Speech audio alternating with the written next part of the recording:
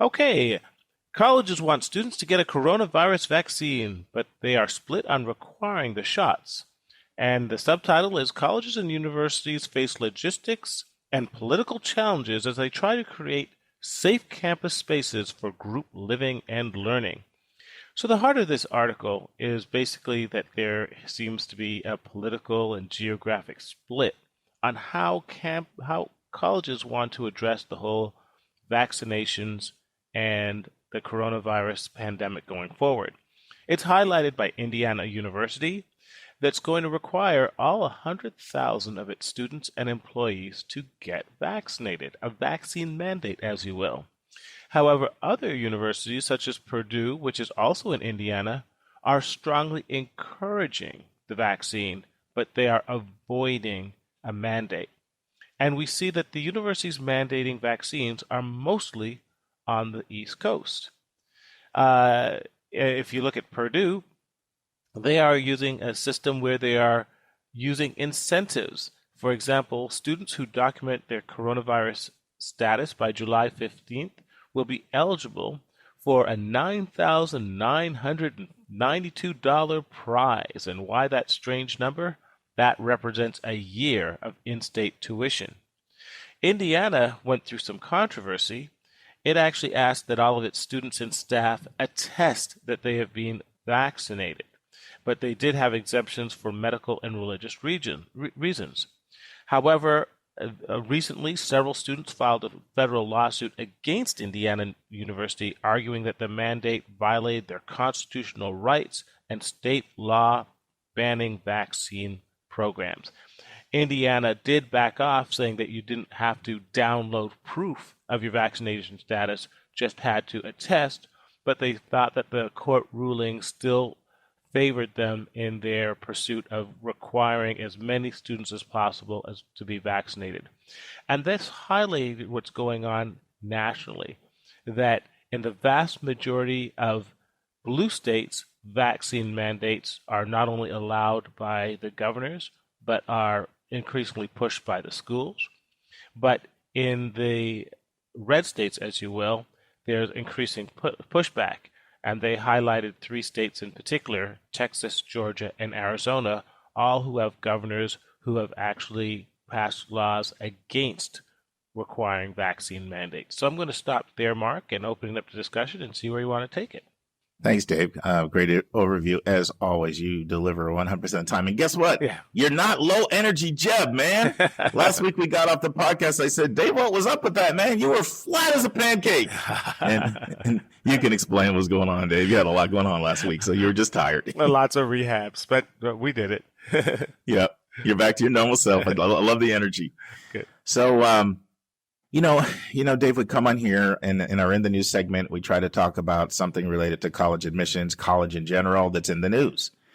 And there have certainly been there's times we've declared emergency episodes and we've done an audible, and what we announced before, we did a complete 180 because something broke, like the Rick Singer scandal, for example, was one, or even when Chicago announced they were test optional. We thought that was a pretty significant breakthrough. And there have been others, maybe about 4 or 5 times we've had an emergency in the news. But there's never been a time ever where our topic is as cutting edge, in my opinion, in the 185 episodes we've done, as apropos as this. And so Dave and I were recording right now at 7 a.m. Central Time. And I got up at 5:30 a.m. Central Time to review my notes and had CNBC on in the background. And I kid you not, for 1.5 hours, literally, this was the only topic.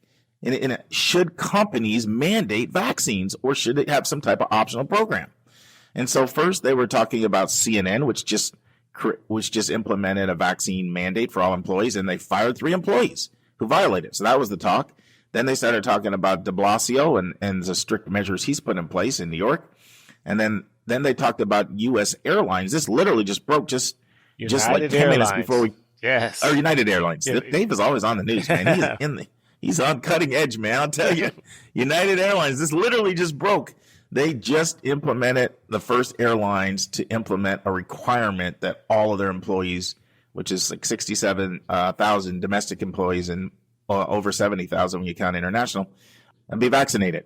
And on Sunday, the esteemed Dr. Fauci called on companies and colleges to implement mandatory vaccination. And so this is the topic right now in corporations, in companies, in schools. And there's two different approaches that I respect. And they're symbolized by a couple different people. And so I'll read them. And so the first one comes from Guy Nicolette, and he's the assistant vice chancellor for the University Health at UC Berkeley. And he pointed out that the school, and this is to me really powerful, he says, like nationwide, here's what he says in the article, has long required vaccination against diseases such as the measles, the mumps, and rubella. And then he says, if you look at the statistics, it's staggering how well a mandate works on a college campus. And I was looking at an interview on TV about this, Dave, and the epidemiologist is making the same point. And he said, who's even heard of rubella besides you, probably, Dave? The fact that we haven't even heard of it shows how successful and effective it's been, and there's been no blowback. And that speaks to the politicization of this topic. But the point is, look how effective it is. Where's the resistance? You can't go to school. In so many cases, you can't even go to a summer camp unless you can prove you've been vaccinated against measles, mumps, and rubella. So that approach I respect, and I respect it highly. Now, second is Cal State. Now, mind you, this article came out in early July, and Cal State had a reversal of their position on July 27th.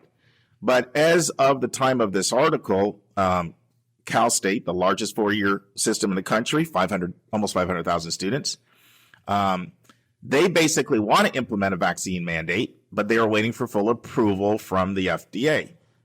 Here's a quote. We decided this was the best approach, said Joseph Castro, the system's chancellor. If the FDA doesn't act before classes resume, we'll develop a plan. So there's been this, what's it, Dave? What's the term? Emergency? What's under an emergency? Go explain it. You mean under the emergency authorization?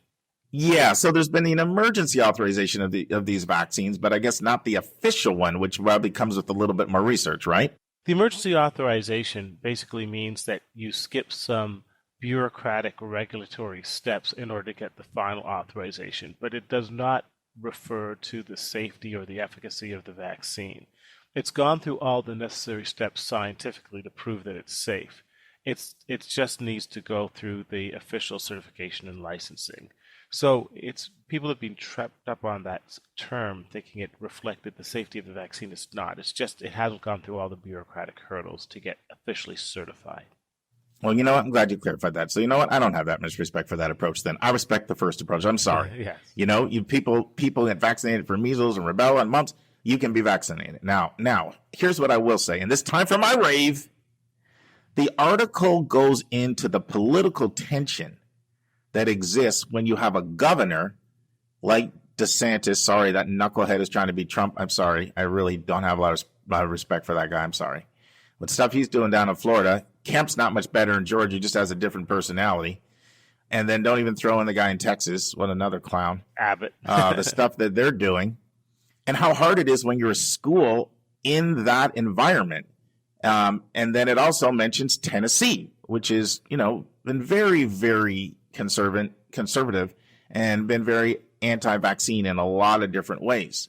And my rave is for Rhodes College because, when you're in a state and your governor and the state officials have a very sort of either overt anti-vaccine sentiment or it's tacit, but it's clear, then you're swimming upstream.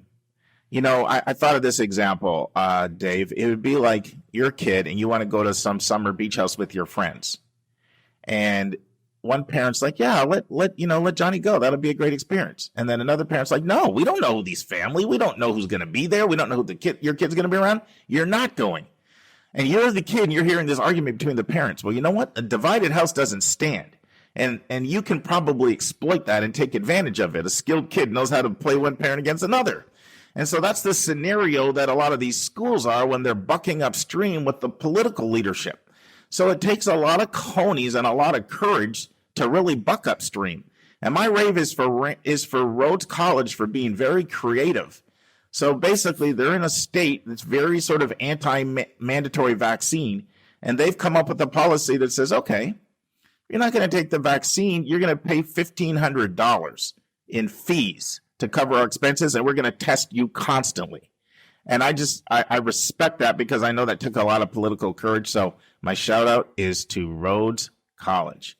So I have a few other things that I want to say, Dave, but I want to just see what's percolating in your mind, and then I'll come back with my final thoughts. Well, I just had a list of all the vaccines that we cover right now. Tetanus. Everybody had a tetanus. If you get a cut, you get a tetanus. Measles, mumps, rubella. I mean, that's standard. People don't actually realize now that almost all kids are vaccinated for HPV. In fact, we do it when they're 12, 13, 14 years old, and that's hugely cut down on cervical cancer and throat cancer. Meningitis is a huge one. All military recruits and most college kids, because we know that meningitis hits young kids in social settings. Hepatitis B. That's also one that's now become a routine for vaccination. If you travel, you're going to get hepatitis A vaccinations, yellow fever, and then you're going to take anti-malarial pills.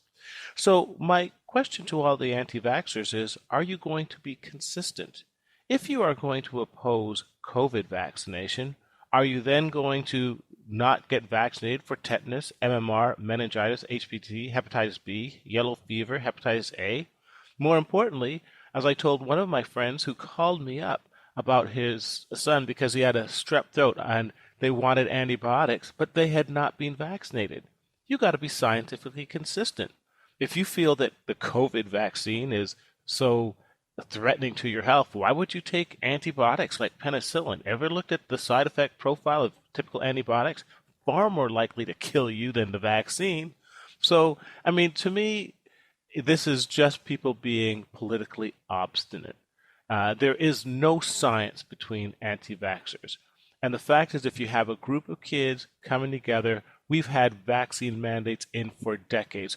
Most people don't realize that you couldn't go to a public school without having a vaccination card showing that your child has had the basic vaccinations. So there is nothing different about COVID than what we've done going all the way back to the polio vaccine. And what we're just seeing here is people feeling, just because of the recent state of our politics, that they just want to not respect the right of other people to operate in a safe environment because of their political obstinacy. It's just that simple. Dave, you woke up out of your coma and you brought A plus plus. You brought the heat today, man. I just had to just shut up and let you do your thing. That was the perfect intersection of all your doctor knowledge with your college admissions perspective. That was great, man. That was awesome. Yeah. Good stuff. Wouldn't have known all those different things you listed. So no, I think that was like, case closed. What you guys don't know is that Dave finished 6th in the whole state of Ontario, which is a pretty big state, in debate in high school. And so he still has those debate tendencies in him. He brings them out every now and then, like there. Well, I think my daughter brings them out because all the time she's trying to get me more woke. There you go. I'm gonna say something about that in a second. That's actually a good. Actually, you know what? Tell you the truth, that's like a perfect segue to a point I wanted to make. So let me do that. So one of the things that this article brings out, and this is a very, very difficult conversation I want to sort of embark on because it's just fraught with so much nuance that it's hard to get right. And what I want to mention is, so you see the politics of Tennessees and the Texases and the Floridas and the Georgias. And as somebody who's looking at schools, the question is, should the politics of the state impact your ability to look at a school? And it's a difficult question because in one sense, your politics are your values. So anything values related is fair game to consider when you're trying to find compatibility and you're looking at a school. But on the other hand, it's tricky, and I'll tell you why. So, Dave and I were always talking politics. We're in a group chat with Dave, his wife Frida, my brother Norm, and Dave's daughter, who's really a politico. We're always talking politics in there. And, Dave and I agree a lot of times. He's more conservative than me, so every once in a while I go off on him, once I went off on him and I said, we need to start a new podcast, Stucker and Tucker. Stucker Remember and that? Tucker. That's right. And Well, guess who Tucker was? It wasn't me. But well, but you it's know, that I was halfway joking. crazy guy who's hanging The out with crazy guy hungry. Victor Orban. we won't go there. Let's stay focused. Yeah. But you know, that was like a one-liner that was kind of too good to resist and gave our group a laugh. But reality, I say, okay, Tucker and Mansion, Stucker and Mansion. You know, I'll call you Mansion. So Dave and I, we don't always agree, but we have great conversations. And interesting. The reason I'm saying this, overall, I'm pretty liberal. But you know what? My daughter's a lot more liberal than I am. And Dave, your daughter's a lot more liberal than you are. Oh, Lordy, yes. What is Dave going to do? That's right. Yale's got to her. Now he's struggling. I stop adding letters to the alphabet. No, keep going. But this is why I'm going here. They say you shouldn't talk about politics, and we are. But we pride ourselves on not avoiding any topic on this podcast. But here's where I'm going with this. So you could easily say, look at this crazy Georgia. You got Marjorie Taylor Greene, you got Kemp, you got all this stuff going on. Like, if that's not your politics, like, why would I want to be in that environment? That would be a very easy statement to make. But I can tell you, my liberal daughter, she never had a single professor at the University of Georgia that did not have a liberal perspective. Not one. I mean, people would come to class, professors would come to class and say things like, if you're not for the Me Too movement or you're not for Black Lives Matter, I'm telling you right now, you're going to have a problem with me because this is the books I've written. This is my perspective. And so it's a very tricky question because I was having a conversation with another parent this week and they lean a little liberal in their politics and they were looking at some of the perspectives around a particular Alabama school. And they were like, they're too anti-mask there. So in some cases, the politics can impact the culture of the school. And in some cases, it can't. And so it's just a very, very tricky thing to assess. You know, on one side, you could say, look, it's a huge school. You can pick a number of different professors and you can find professors that that you're comfortable with. Now, listen, I'm not advocating that you only take people that hold your belief system. Part of education is having your belief system challenged. I certainly don't want everybody to think I'm advocating for monolithic thinking. But part of picking a school is finding your tribe and finding something that, somewhat remotely at least is in alignment with your value system. And so do you look at it like, for example, you look at a place like Georgia and you say, look at that crazy governor if you don't believe in what he's advocating for. Look at Marjorie Taylor Greene if you don't believe in what she's advocating for, which I hope you don't. But then you could say, okay, well, Clark County, where Athens is located, is 75% Democratic. Do you look at the county? Or do you look at it down to the professor level? I mean, even conservative state as Alabama is, around Auburn, which is a town, and Tuscaloosa, where Alabama is, they went blue. Only parts of the state that did. So it's just a very, very tricky thing to assess. Dave, what are your thoughts? I'm frustrated because the whole vaccination should be apolitical. There's no politics involved in public health. I know. There just is not. Look, the bottom line is if I employ you and I have to pay your benefits and you get sick, I lose an employee. Not only does it impact the health cost and structure of the company, but I no longer have someone doing a vital part of my company, and it could be indefinite. You could even die. That's why you get a vaccine. There's no Democrat, Republican to it. If you're a student going to college, and my daughter has this concern, you want to have the fullest college experience.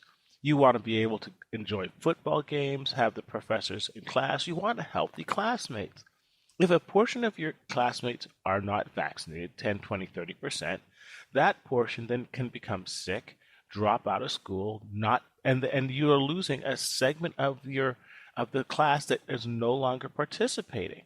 There's nothing political about this. And the crazy thing is that we have allowed some crazy polemicists to infuse politics into public health with devastating consequences.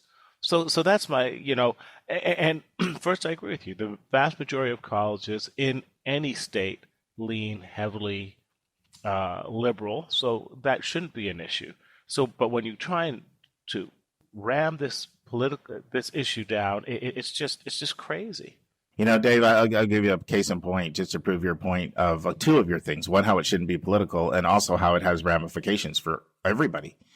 So I heard this said, now this has to do with the infrastructure debate, but for some reason, it just hit me like a brick in terms of how effective this line is. And maybe if we look at it in an infrastructure context and we get away from the politics of the vaccine, maybe it will resonate more. And so I heard a politician say, a pothole on the road doesn't care if you're a Democrat or a Republican when you hit it with your car. And it was making the point, this should not be political. Infrastructure is going to help Republicans and Democrats. In fact, Joy and I have this. We have this thing. We love to go to restaurants and have either French onion soup or we also like to have lobster chowder or clam chowder. And so we were going to one of our favorite places to just go get French onion soup, and bam, David felt like some kind of like I went into a crater with my car. I don't know what was going on. I was on the freeway. I remember that. Yeah, you remember it because it blew my tire out, because of a darn pothole, I'm out like almost $150. So I was pissed off. Still am. So let me stop talking about it. So that's the one thing. This shouldn't be political. But now let's talk about how it impacts things. So in some ways, my worst fears happen. So since we've last talked, Joyce moved to Raleigh to attend North Carolina State University. She's in a single apartment that's expensive, but, wanted to give her that full experience. She sort of had her share of roommate drama. And this is my worst fear, Dave. She gets there, and they've already announced that one of her classes now is online for the fall, and another one possibly maybe. Yeah. And that's what's the thing. I'm like, look, you can stay home and do it remote and save, all the money for that single, nice apartment you're in. Or you can go there and you get there, and because of the lack of herd immunity, because of holdouts, now it's impacting her education. Absolutely. Okay. And I like the way the president from I keep saying it wrong, Dave. Was it US Air? US Air, not United, right? United Airlines, yeah. United. Yeah. Yeah. So I heard one thing this 10 minutes before we go live. He said, if I have to make one more phone call to a family because they died over this thing, he was basically, I don't want to put words in his mouth, but he was almost like, over my dead body, we'll impose a mandate before I have to go there again. In other words, there's consequences. And I heard another person say, don't think that all these people that are going to the hospital and taking up all these beds, don't think it has no impact on you.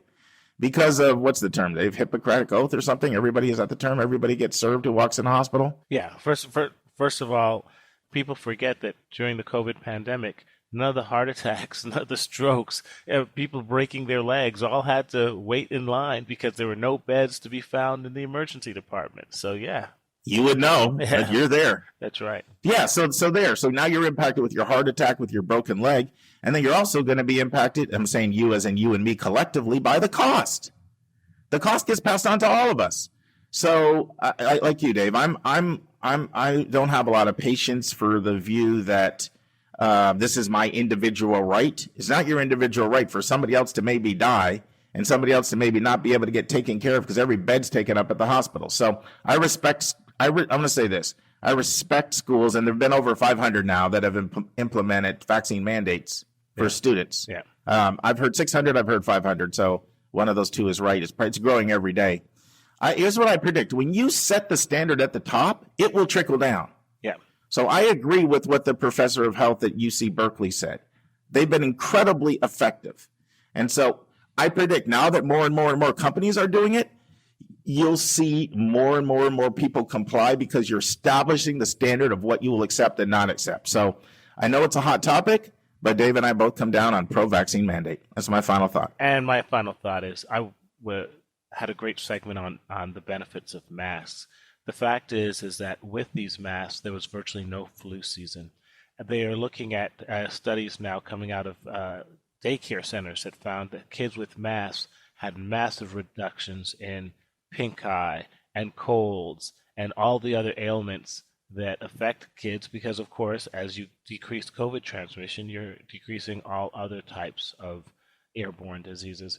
So I'm not saying that masks aren't a pain and they're not inconvenient and all these things, but there are solid healthcare benefits to decreasing airborne transmission. So, there's good and bad in everything, but let's put a bow on this. I think we've talked it out, but the reality is this is not a political issue. It's being created as a political issue. It's a healthcare issue. Very well said. Very well said. Very well said. Very